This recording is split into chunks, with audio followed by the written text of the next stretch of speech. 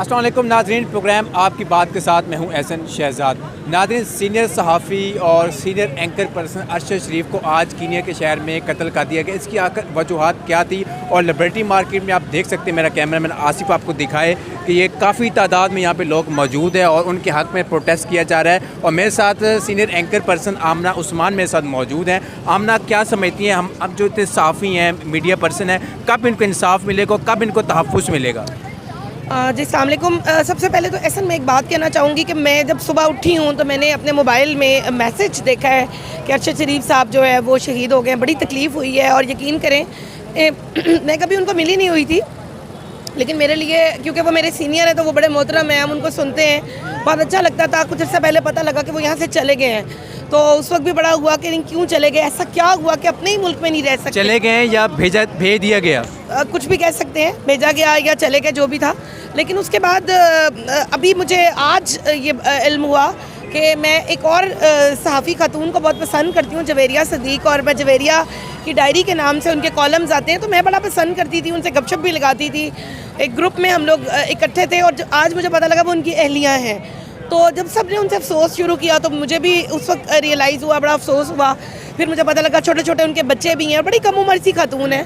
तो काफ़ी महसूस हुआ कि 49 की एज में अरशद शरीफ साहब जो हैं वो इतनी नौजवानी में चले गए, वाहिद घर का सहारा थे। और उनकी वालिदा के जो अल्फाज हैं कि जिसमें उन्होंने ये कहा कि बस यही करना था तुम लोगों ने, ले लिया उसकी जान, तो अब बस कर दो। अच्छा, हमने खबरें ये भी सुनने में आ रही हैं कि जब पुलिस ने नाका लगाया हुआ था और सेम गाड़ियाँ थी, एक गाड़ी पे बच्चा अगवा हो रहा था और इन्होंने गाड़ी रोकने की कोशिश की, वो रुके, इन्होंने फायर कर दी। क्या तो उनकी बनाई हुई कहानी ही होगी ना? मेरी बात सुने, अगर आपके सामने वो तस्वीर आई है जो अरशद शरीफ साहब की डेड बॉडी की है, उसमें बड़ा क्लियर नज़र आ रहा है कि सर पे निशाना लेकर उनको वो गोली चलाई गई है। अब स्नाइपर की मदद से जब एक चीज़ की गई है तो कैसे हो सकता है? अच्छा, और आपके बात रोक रहा हूँ, गोली एक नहीं थी, 9 गोलियां बरसाई गई हैं उसके ऊपर। बिल्कुल। और जब आप इस तरह किसी को रोकते हैं तो या आप पहले टायरों पे करते हैं हिट या जो भी, इस तरह से कभी भी एक ही शख्स के ऊपर इतनी गोलियां नहीं बरसाई जाती हैं। तो ये तो सिर्फ एक स्टोरी है जो बना रहे हैं। और जिस तरह मेरे ख्याल में कीनिया की गवर्नमेंट है, वो तो मेरे ख्याल में जो उनकी पुलिस है वो हमारी भी पुलिस से बदतरीन है। अच्छा, सुनने में साथ ये भी खबरें चल रही हैं, जो उनकी जो एक फिल्म आ रही थी, कोई फिल्म के बारे में कह रहे, वहाँ पे वो लॉन्चिंग करने गए थे, उनको ऑनर करना था वहाँ से, क्या ये सीन सच है या झूठ है? मुझे इसके बारे में अभी इल्म नहीं है, लेकिन ये वक्त बताएगा। अभी हम कुछ कबल वक्त कुछ कह नहीं सकते हैं। लेकिन मुझे एक इंतहाई अफसोस हुआ। मैं अपनी फ़ौज का बड़ा एहतराम करती हूँ और मैं उनकी बड़ी रिस्पेक्ट करती हूँ। ऑब्वियसली हमारे इदारे हैं, तो मुझे ये भी लगता है कि मैं भी शायद कुछ लोग लड़वाने की भी कोशिश कर रहे हैं। और जो अरशद शरीफ साहब की जिनसे लड़ाई चल रही थी, उस सब के दरमियान में वार किसी और ने कर दिया। इंडिया भी हो सकता है, कोई भी हो सकता है, ये हम नहीं जानते हैं। ठीक है, ये एंकर पर्सन और आमना उस्मान के अपने बात भी मेरे साथ, और लोग भी मेरे साथ मौजूद हैं और उनसे बात करते हैं उनका क्या कहना है अरशद शरीफ के बारे में। सर, आप क्या कहेंगे अरशद शरीफ के बारे में? आप उनके प्रोग्राम भी देखते होंगे, और क्या कहेंगे इसके बारे में आप? देखिए जी, आज का जो हमारा एहतजाज है वो सिर्फ अरशद शरीफ साहब के लिए नहीं है, वो आपके लिए भी है, तमाम सहाफ़ियों के लिए जो हक़ और सच्चाई के लिए घर से निकलते हैं और ये चाहते हैं कि अवाम को सिर्फ हक़ और सच्चाई दे सकें। अरशद शरीफ साहब ने अपनी सारी ज़िंदगी हक़ के लिए गुजार दी, सच्चाई बयान करने की गुजार दी, और अवाम को उनसे प्यार था। आज सारी अवाम जो निकली है वो अरशद शरीफ साहब के लिए निकली है। हमारी दुआ है कि अल्लाह ताला वो ऐसा वक्त और दूसरे सहाफ़ियों पर ना लेके आए। बच्चे हैं, उनके फैमिली हैं, सोचें ज़रा उस बुज़ुर्ग माँ पे क्या गुजर रही होगी इस वक्त। अच्छा सर, आप क्या देखते हैं, ये कत्ल करवाया गया है या अचानक, जैसे आम पुलिस खड़ी होती है, आम शहरी जा रहे हो तो नाका लगाया होता है, एक बंदा नहीं रुकता, फायर हो जाता है, आप क्या देखते हैं इस चीज़ को? नैरोबी में जितने भी, अगर आपने नैरोबी देखा हुआ, कीनिया देखा हुआ, वहाँ पे सारे सियाफ़ाम लोग हैं। और अरशद शरीफ उनमें ना एक फेमिलियर था, एक अलग शख्सियत का मालिक। तो आप ये नहीं कह सकते थे कि जनाब एक काली शख्सियत थी, पता नहीं चला। अगर वहाँ का लोकल रेजिडेंट होगा तो वो काली शख्सियत में पाया जाएगा, वो एक। तो लिहाजा ये आप कहना कि जनाब एक बंदे को, अननोन बंदे को जनाब अननोन तरीके से मर्डर कर दिया गया, एक गाड़ी है उसको खड़ा किया गया है, ड्राइवर को भगाया गया वहाँ से, तो ये एक प्री प्लान तरीका था। और इसको सिर्फ वहीं कीनिया में नहीं भगाया गया, उसको सबसे पहले पाकिस्तान से भगाया गया है, फिर उसको यूके से भगाया गया है, उसको दुबई से भगाया गया है। वो कौन लोग थे जिन्होंने उसको वहाँ से भगाया? क्या कसूर था उसका उसकी फैमिली का? क्या उसकी फैमिली ने इस मुल्क के लिए जाने नहीं दी हुई, इस मुल्क के लिए कुर्बानी नहीं दी हुई? अपने भाई की बात सुनी और मेरे साथ और भी लेडीज़ यहाँ पे मौजूद हैं, उनसे बात करने की कोशिश करते कि वो क्या कहना है। आइए मेरे साथ।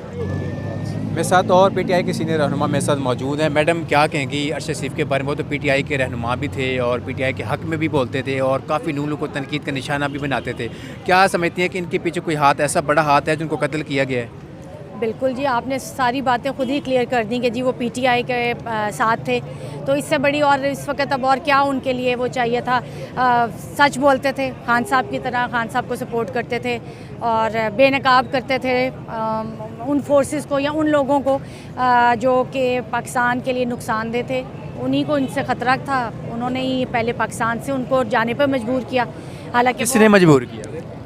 अब आप क्या सुनना चाह रहे हैं? मतलब सबको पता है, हर चीज़ क्लियर है। आज आप क्लियर बताएं ना, किसने मजबूर किया पाकिस्तान से बाहर जाने के लिए? बिल्कुल गवर्नमेंट। पहली जॉब भी चली गई, फिर पाकिस्तान से बाहर निकाल दिया, वहाँ पे जाके कीनिया में कत्ल हो गए। अब बिल्कुल देखिए, इस हर चीज़ के पीछे गवर्नमेंट है। चैनल्स बंद करवाते थे, जब जो चैनल खान साहब के फेवर में बोल रहा है वो चैनल्स कभी बंद हो गए, कभी सहाफ़ियों को नौकरियों से निकलवा दिया। तो ये चीज़ तो काफ़ी अरसे से चल रही थी और अरशद शरीफ इसलिए निशाना बन गए क्योंकि सोशल मीडिया पे आप देखते थे कि एक ट्रेलर भी चला था और वो फिर उन्होंने कोई प्रूफ्स दिए शीरी मज़ारी को, वो जो आपने देखा होगा क्लिप, फिर वो कोई डॉक्यूमेंट्री भी आ रही थी प्रूफ्स के साथ। तो वो हर चीज़ विद प्रूफ करते थे, वो सिर्फ हवा में बातें नहीं करते थे। तो इसी चीज़ की उनको सज़ा दी गई। से बात करते हैं। मैडम क्या कहेंगी, आज आप रोड पर आ गई हैं, एहतजाज कर रही हैं, अरशद शरीफ के बारे में क्या कहेंगी आज? जी अच्छा, बस मैं यही कहूँगी कि बहुत सख्त दिल उदास है और सुबह से हम लिटरली, मैं आपको बता रही हूँ, सुबह से हम रो रहे हैं बैठ के। और इतना अंधेर पाकिस्तान में ये हो क्या रहा है, ठीक है? हमें तो कुछ समझ नहीं आ रही है कि इतना वो प्यारा इंसान था।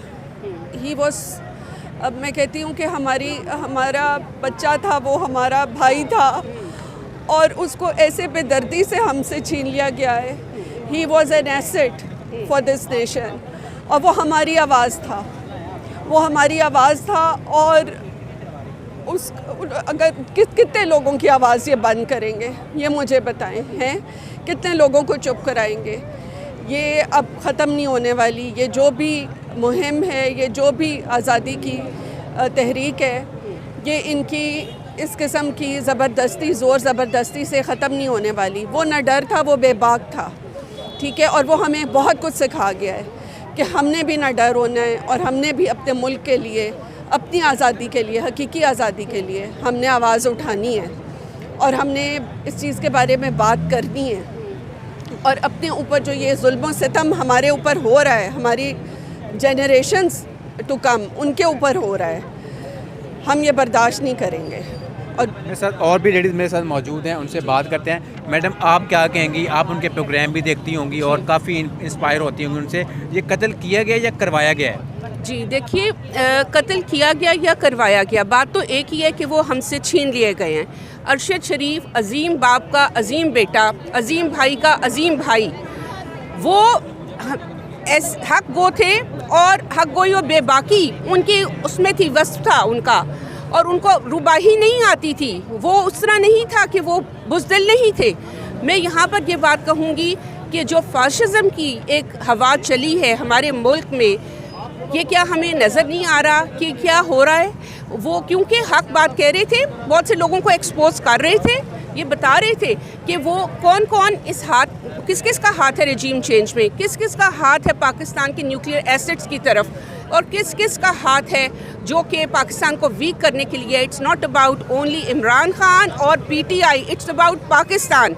दे आर आफ्टर पाकिस्तान। काफ़ी वो नून लीग के बारे में भी बोलते थे, अंगेज बोलते थे, इसके बारे में क्या कहेंगे? जी देखिए, मैं इस वक्त ना इस हवाले से बात नहीं करूंगी कि नून लीग के बारे में क्या कहते थे या क्या है। मुझे इतना पता है कि वो हर उस शख्स के बारे में, हर उस जमात के बारे में वो बात करते थे जो पाकिस्तान को वीक कर रहे थे। और ये जो रजीम चेंज के बाद इम्पोर्टेंट गवर्नमेंट आई थी, उसके अगेंस्ट थे वो। इसलिए नहीं कि वो नून लीग या वो क्या है, मैं इसलिए ओपनली ये बात कर रही हूँ क्योंकि पाकिस्तान के लिए जो भी ख़राब गलत कर रहा था उसके अगेंस्ट थे वो। ठीक है नाज़रीन, आपने बात सुनी और मुझे दीजिए अब तक के लिए इजाज़त।